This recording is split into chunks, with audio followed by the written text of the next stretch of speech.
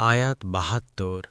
قالوا لن نؤثرك على ما جاءنا من البينات والذي فطرنا فاقض ما أنت قاض إنما تقضي هذه الحياة الدنيا। অনুবাদ, তাহা বলল, আমাদের কাছে যে সকল স্পষ্ট নিদর্শন এসেছে তার উপর এবং যিনি আমাদেরকে সৃষ্টি করেছেন তার উপর তোমাকে আমরা কিছুতেই প্রাধান্য দেব না। কাজেই তুমি যা সিদ্ধান্ত নেবার নিতে পারো, তুমি তো শুধু এ দুনিয়ার জীবনের উপর কর্তৃত্ব করতে পারো। ১ তাফসির ১ নং ফুটনোটের বিবরণ।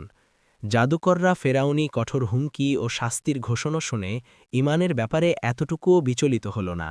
তারা বলল, আমরা তোমাকে অথবা তোমার কোনো কথাকে ওই সব নিদর্শন ও মর্যাদার উপর প্রাধান্য দিতে পারি না যেগুলো মূসা আলাইহিসসালামের মাধ্যমে আমাদের কাছে পৌঁছেছে।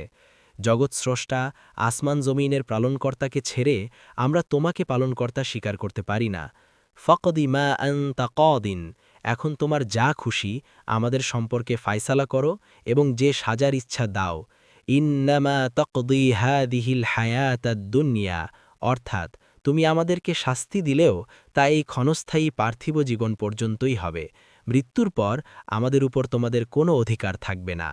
আল্লাহর অবস্থায়ের বিপরীত, আমরা মৃত্যুর পূর্বেও তার অধিকারে আছি এবং মৃত্যুর পরও থাকব। কাজেই তার শাস্তির চিন্তা অগ্রগণ্য। দেখুন ইবনে কাসির, ফাতহুল কাদির।